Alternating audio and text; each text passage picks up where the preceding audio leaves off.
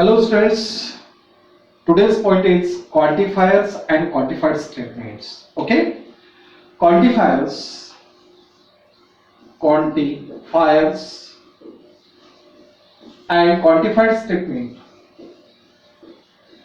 quantified statements.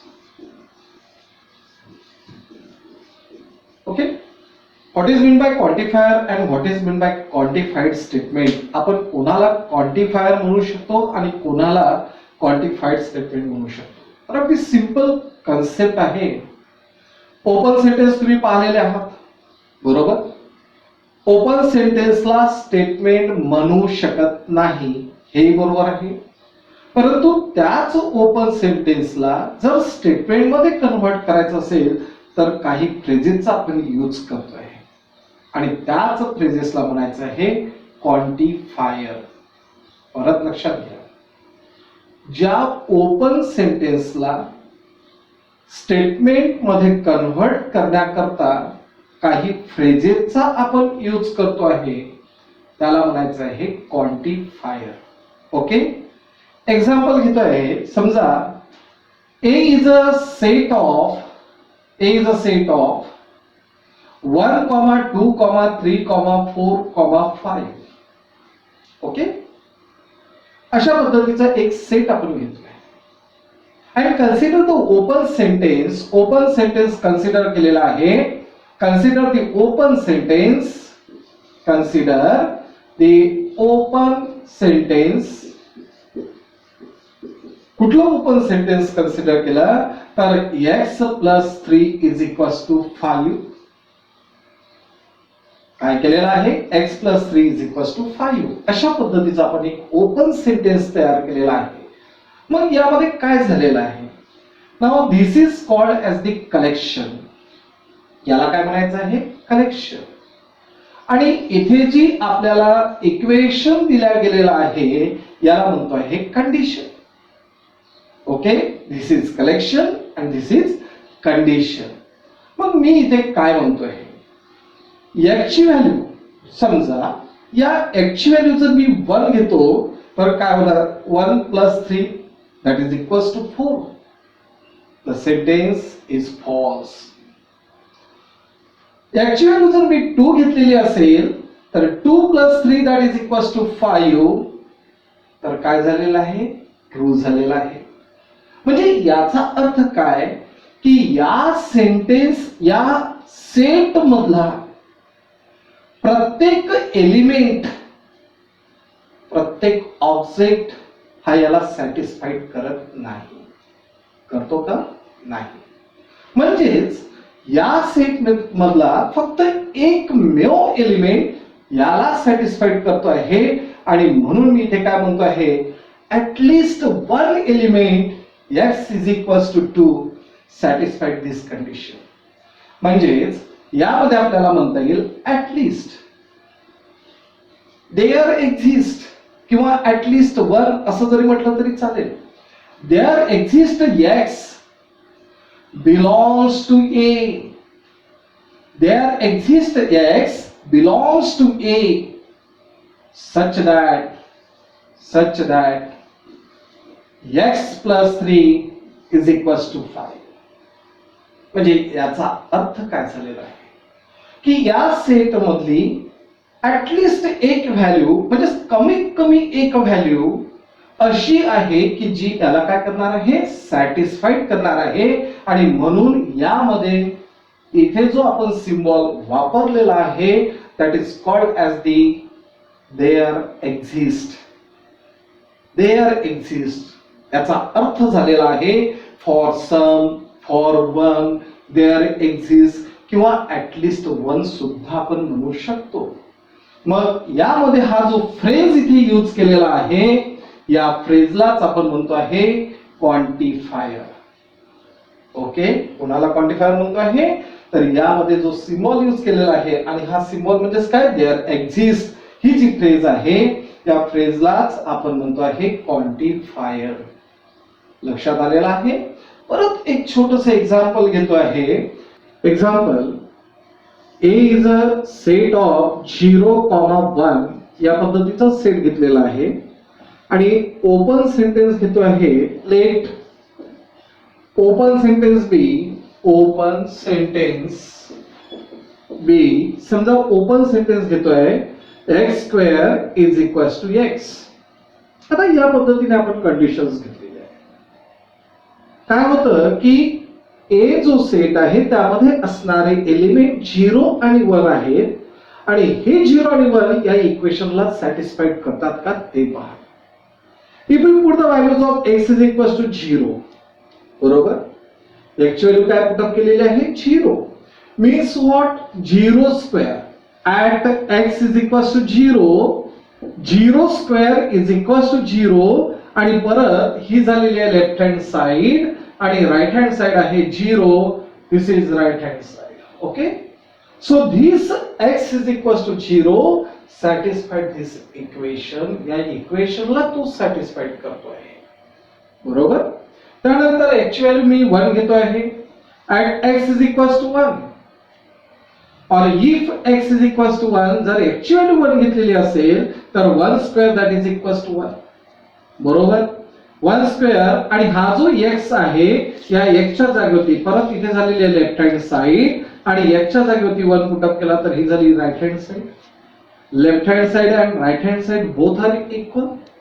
It means that the values of x is equals to 0 and the values of x is equals to 1 satisfied satisfied the equation. कुठलं equation आहे तर x square is equals to x. या इक्वेशनला हे काय करतात satisfy करतात. मग याला जर या ओपन सेंटेन्सला जर स्टेटमेंट मध्ये कन्व्हर्ट करायचं असेल तर एक क्वांटिफायर तिथे यूज करायला पाहिजे आणि तो क्वांटिफायर कोणता फॉर ऑल. यामध्ये सर्वच्या सर्व आहे म्हणजे फॉर एव्हरी म्हणा किंवा फॉर ऑल म्हणा चालेल. आणि फॉर ऑलचं सिम्बॉल आहे this type. For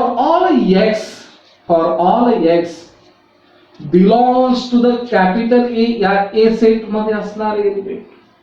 for all x belongs to A x square is equal to x, बरोबर आहे. मग आता यामध्ये जर आपण पाहिलं या सेटला जर हा सेट ए मीन्स जर असेल 0,1 आणि ह्या स्टेटमेंटला जर आपण ऑब्झर्व केलं तर आता हे स्टेटमेंट ट्रू झालेलं आहे, बरोबर. म्हणजे फॉर ऑल व्हॅल्यू झालेले आहे आणि फॉर ऑल हा जो फ्रेज आहे यालाच म्हणायचं आहे क्वांटिफायर. ओके, यालाच काय म्हणायचं आहे quantifier. There are two types of quantifier. There are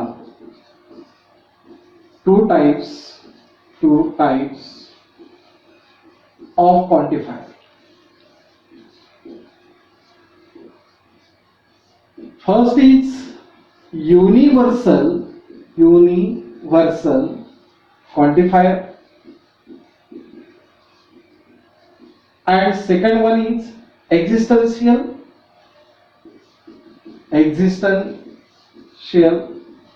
quantifier. Okay, अशा पद्धतीचे दोन क्वांटिफायर्स आपल्याजवळ आहेत. पण युनिव्हर्सल क्वांटिफायरचा सिम्बॉल जो आहे तो या पद्धतीचा असतो आणि याला आपण काय म्हणतो आहे तर फॉर ऑल और फॉर एव्हरी. लक्षात घ्या या सिम्बॉल आपण काय म्हणू शकतो फॉर ऑल किंवा फॉर एव्हरी आणि यालाच म्हणायचं आहे युनिव्हर्सल क्वांटिफायर. ओके, मग एक्झिस्टेन्शियल क्वांटिफायर काय असतात तर फॉर सम सिम्बॉल आपण पाहतोय सिम्बॉल आणि याचं मीनिंग झालेलं आहे फॉर सम किंवा ऑर फॉर वन और त्यालाच आपण म्हणतोय ऍटलिस्ट वन और त्यालाच आपण म्हणतोय देअर एक्झिस्ट. या पद्धतीचे कुठलेही वर्ड कुठलेही फ्रेजेस आपण यामध्ये यूज करू शकतो. हा झालेला आहे एक्सटेन्शियल क्वांटिफायर आणि हे झालेले आहे युनिव्हर्सल क्वांटिफायर. मग एक्झाम्पल जर आपण पाहतो तर काय होईल लक्षात घ्या. Let A is a set of 1 2 3 4 5 अशा पद्धतीने घेतलेला आहे आणि ओपन सेंटेन्स आपण कन्सिडर करतो आहे. Let B be the open sentence घेतोय. लेट ओपन सेंटेन्स बी, समजा ओपन सेंटेन्स घेतलेला आहे. x plus 2 is greater than is less than 14. आता अशा पद्धतीने आपण हा ओपन सेंटेन्स घेतलेला आहे. x plus 2 is less than 14 म्हणजे हा झाला ओपन सेंटेन्स आणि ही झालेली आहे कंडिशन. ही काय झालेली आहे? कंडिशन. ओके. आणि यामध्ये जो आपल्याला सेट दिला गेलेला आहे याला म्हणतो आपण कलेक्शन. मग या कलेक्शन मधला एलिमेंट या कंडिशनला सॅटिस्फाईड करतो काय ते तुम्हाला ऑब्झर्व करायचं आहे. मग यामध्ये काय झालं आहे? x ची व्हॅल्यू जर आपण 1 पुट अप केली तर 1 plus 2 that is 3. 3 is less than 14. Yes, true. 2 plus 2 that is 4. 4 is less than 14. Again true. 3 plus 2 that is 5. 4 plus 2 6 and 5 plus 2 7. All these values of x from this set A satisfy this condition. म्हणजे या collection मध्ये असणारा प्रत्येक element हा या कंडिशनला satisfied करतो आणि मग अशा सेंटेन्सला क्वांटिफाईड स्टेटमेंट बनवत असताना क्वांटिफायरचा यूज करायचा आहे आणि तो आहे युनिव्हर्सल क्वांटिफायर. कशा पद्धतीने यूज कराल तर universal quantifier means for all the values of x, for all the values of x belongs to the set A satisfy this condition. So x plus 2 is less than 14 and this is the statement आणि हे झालेलं आहे statement. Clear? म्हणजेच quantifier स्टेटमेंटचा use कसा करायचा आहे, त्याला true किंवा बनवता येईल हे सर्व तुमच्या लक्षात यायला पाहिजे. आता एक्झिस्टन्शियल क्वांटिफायरचा यूज कशा पद्धतीने करता येईल लक्षात घ्या. यामध्ये मी असं करतो आहे, इथे 7 घेतो आहे आणि इथे घेतो आहे इज इक्वल्स. परत तेच एक्झाम्पल घेतो आहे, थोडीशी कंडिशन चेंज केलेली आहे. कंडिशन कुठली आहे तर x plus 2 is equals to 7. बरोबर.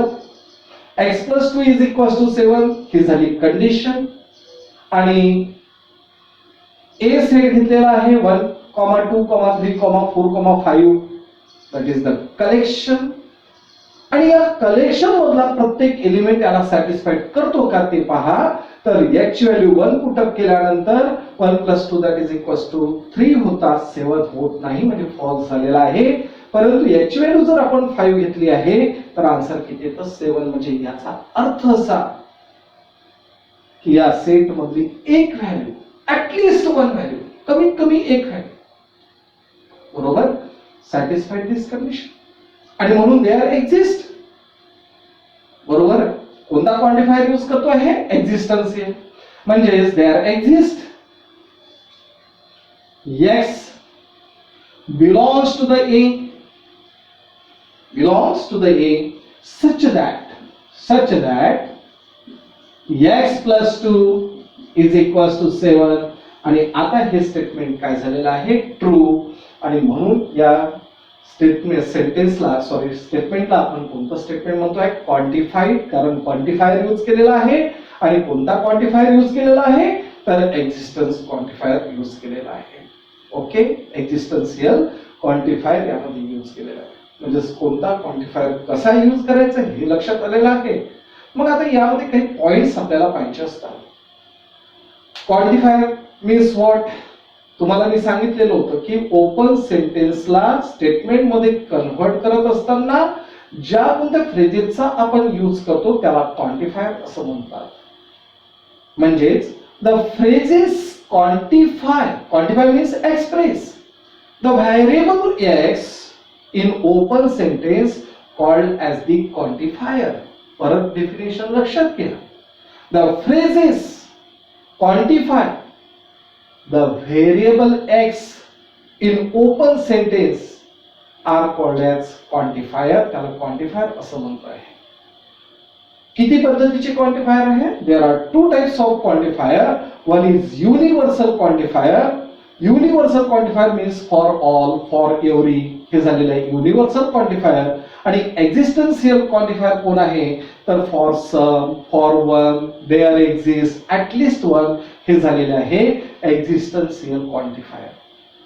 मग क्वांटिफाईड स्टेटमेंटला आपण काय म्हणतो आहे?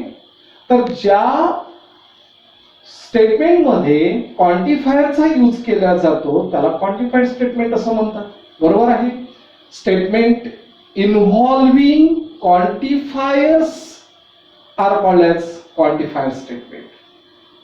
मग प्रत्येक क्वांटिफाईड स्टेटमेंट हा कोणाशी रिलेटेड असतो? तर collection and condition. Every quantified statement corresponds to the condition and collection. Condition आणि collection वरती तो डिपेंड असतो. लक्षात आलेला आहे? या सर्व पॉइंट्स तुम्हाला इथे लक्षात ठेवायचे आणि अगदी 2 मार्कासाठी प्रश्न येतो. तुम्हाला एकदम सिंपल याच्यावरती असतात. एक स्टेटमेंट दिलेलं असते, एक सेट दिलेला असतो, एक ओपन सेंटेन्स दिलेलं असते, काही क्वांटिफाईड स्टेटमेंट दिलेले असतात आणि तुम्हाला त्यांच्या ट्रूथ व्हॅल्यू मेन्शन करायचे असतात. ओके, त्यात आपण पाहतोय one by one. For the example is A is a set of 3, 4, 6, 8. Determine the truth value of each of the following statement. आपल्याला इथे जे सेंटेन्सेस दिलेले आहे, स्टेटमेंट दिलेले आहे, याची ट्रूथ व्हॅल्यू डिटरमाइन करायची या सेटवरून. ओके, मग आता थोडस ओरली आपल्याला यामध्ये पाहायचं असतं. काय झालेलं आहे? Which symbol there exist. म्हणजे याचा अर्थ काय की यामधला एखादा जर एलिमेंट त्याला सॅटिस्फाईड करत असेल तर तिथे आपण देअर एक्झिस्ट म्हणतोय. सर्वच्या सर्व नाही. सर्वच्या सर्व जर असेल तर फॉर ऑल. म्हणजे याचा अर्थ काय की यामध्ये जर तुम्हाला 4 एलिमेंट्स आलेले दिसतात आणि त्यापैकी जर 3 एलिमेंट्स त्याला सॅटिस्फाईड करत असेल तर याचा अर्थ कुठलं क्वांटिफायर यूज करा? There exist. आणि तुम्हाला सांगितलं होतं देअर एक्झिस्ट मध्ये काय काय असतात. ऍटलिस्ट वन असतो, फॉर सम असते, फॉर वन असतो. बरोबर आहे. तर लक्षात घ्या, प्रॉब्लेम तुम्हाला माहिती आहे, हा दिलेला आहे आणि इथे ए सेट दिलेला आहे. मग इथे आपल्याला काय लिहिता येईल? For the values of x is equal to 3. x ची व्हॅल्यू जर मी 3 पुटअप केली तर 7 मिळतात. 4 जर पुटअप केलं तर 7 भेटत नाही. 6 पुटअप केल्यानंतर 7 मिळणार नाही. म्हणजे याचा अर्थ फक्त या सेट ए मधली x ची 3 ही व्हॅल्यू या इक्वेशनला सॅटिस्फाईड करते आणि म्हणून इथे देअर एक्झिस्ट यूज केलेला आहे ते अगदी करेक्ट आहे आणि याची ट्रूथ व्हॅल्यू काय असेल? Capital T. How to solve it? कशा पद्धतीने तुम्ही याला सॉल्व कराल? कशा पद्धतीने घ्या? For the values of x is equal to 3. x is equal to 3, x plus 4 means 3 plus 4 that is equal to 7. Okay, and therefore x is equal to 3 satisfies the equation satisfied the equation x plus 4 is equal to 7. बरोबर आहे. आणि या x च्या value 3 च्या व्यतिरिक्त त्यामध्ये असणाऱ्या values त्याला सॅटिस्फाईड करत नाही आणि म्हणून इथे काय लिहिलंय? x is equal to 3 satisfied the equation x plus 4 is equal to 7 and therefore the given statement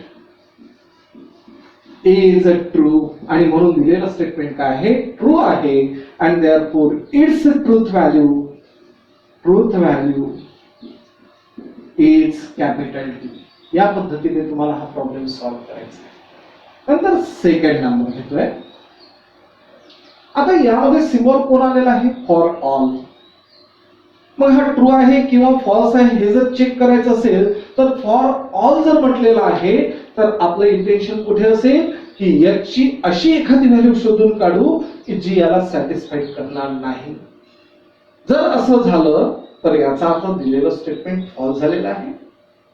आणि जर सर्वच्या सर्व व्हॅल्यूज सॅटिस्फाईड करत असेल तर दिलेलं स्टेटमेंट ट्रू झालेलं आहे. ओके, तर लक्षात घ्या 3 plus 4 that is 7 less than 10, 4 plus 4 that is 8 less than 10, 6 plus 4 not less than 10. बरोबर, म्हणजे याच्यावरती हे स्टेटमेंट कसं होऊन राहिलेलं आहे, फॉल्स होऊन राहिलेलं आहे. परत याची व्हॅल्यू जर मी 8 पुट अप केली तर 8 plus 4 that is 12, 12 is not less than 10. बरोबर, म्हणजे यामध्ये आपल्याला काय म्हणता येईल, for x is equals to 8 घेतो आहे. For x is equals to 8, that is x plus 4 means what? 8 plus 4 that is equals to 12, which is not less than 10, which is not less than 10, and therefore x is equals to 8 does not satisfies the equation inequality आपण म्हणतो आहे, satisfies the inequality, does not satisfy the inequality x plus 4 is less than 10, and therefore the statement is false and its a truth value, therefore its a truth value is capital F. परत लक्षात घ्या, for all जर आलेलं असेल तर तुम्हाला एक check करायचं आहे की या व्हॅल्यूज पैकी कोणती व्हॅल्यू अशी राहील की जी याला सॅटिस्फाईड करणार नाही. ओके, जर सॅटिस्फाईड केलं नाही तर फॉल्स, आणि सर्वच्या सर्व व्हॅल्यूज जर त्याला सॅटिस्फाय करत असेल तर हे स्टेटमेंट झालेलं आहे ट्रू, कारण यामध्ये फॉर ऑल वापरलेला होता. आता इथे सांगा बरं, x plus 5 is greater than or equals to 13 आहे, परंतु इथे क्वांटिफायर कोणता आहे, फॉर ऑल. मग सर्वच्या सर्व व्हॅल्यू त्याला सॅटिस्फाईड करतात का, तर मी जर 3 पुट अप केला तर 3 plus 5 काय झाले 8, it is greater than 13, no.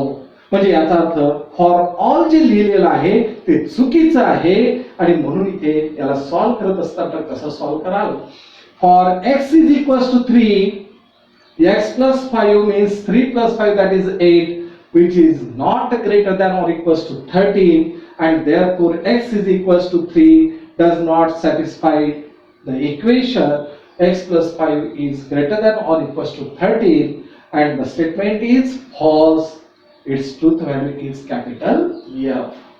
आता यामध्ये सांगा काय असेल, there exist यूज केलेला आहे.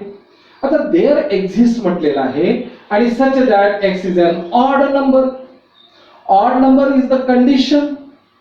बरोबर, a हा सेट दिलेला आहे कलेक्शन, या कलेक्शन मधला प्रत्येक एलिमेंट हा ऑड नंबर आहे काय, नाही, परंतु 3 आहे. 3 is an odd number, म्हणजे ऍटलीस्ट 1 तरी ऑड आहे.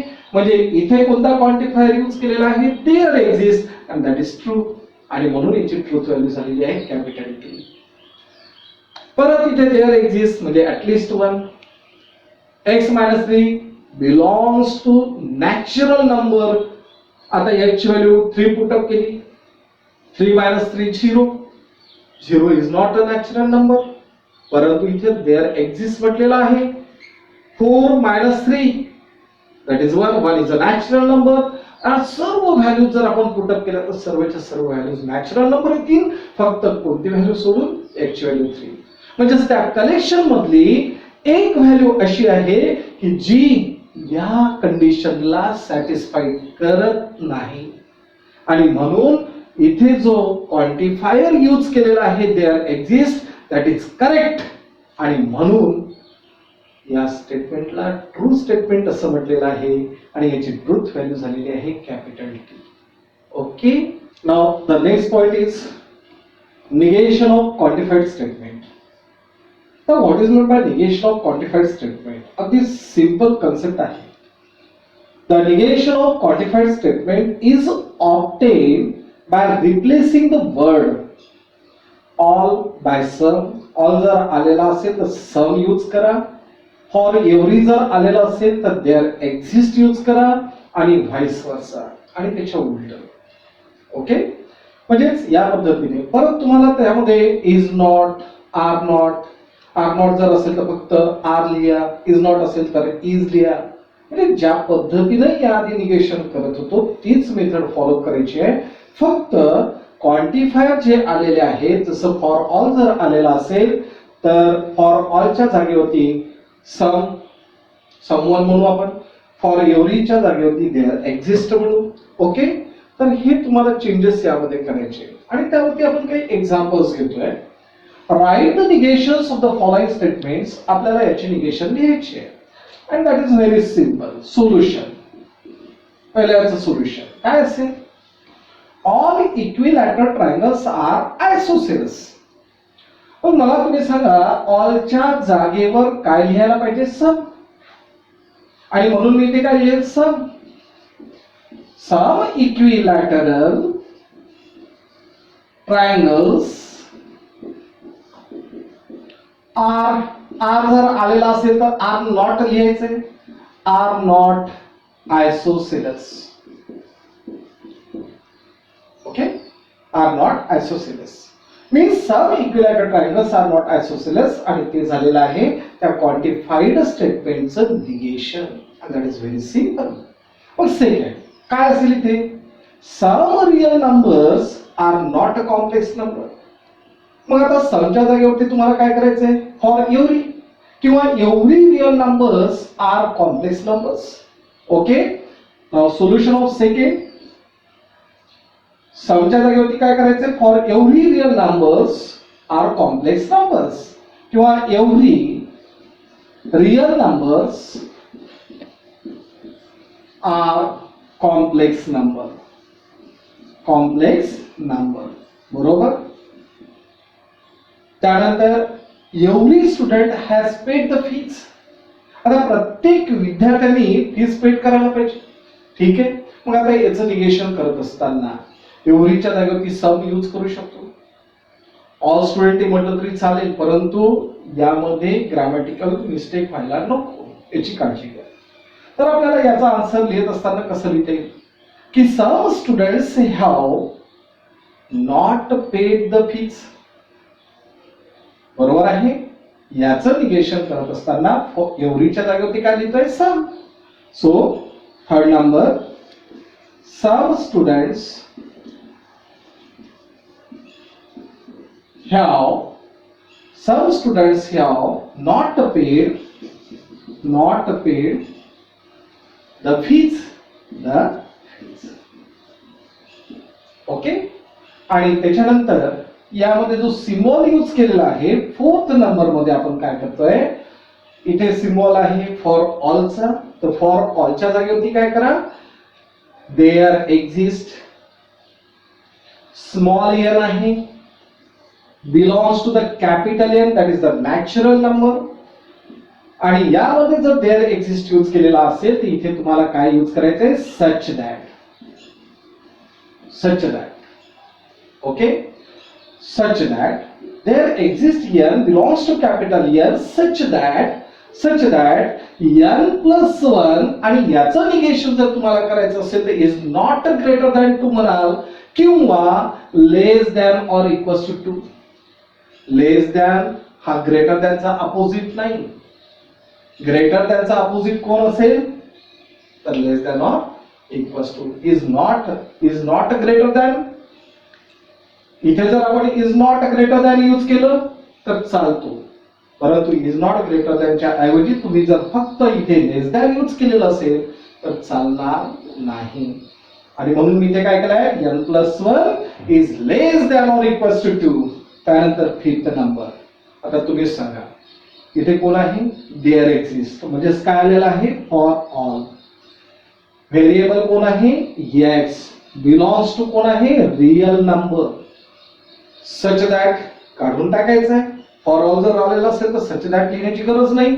देअर एक्झिस्ट असेल तर सच दॅट लिहा. ओके, आणि इथे काय आहे? एक्स स्क्वेअर लेस दॅन आहे, म्हणजेच greater than or equals to x, and this is the negation of quantified statement. हे झालेले आहे निगेशन्स या क्वांटिफाईड स्टेटमेंटचे. आणि यावरती तुम्हाला जे असाइनमेंट दिलेलं आहे ते व्यवस्थित तुम्ही सॉल्व्ह करा. ओके, गुड लक.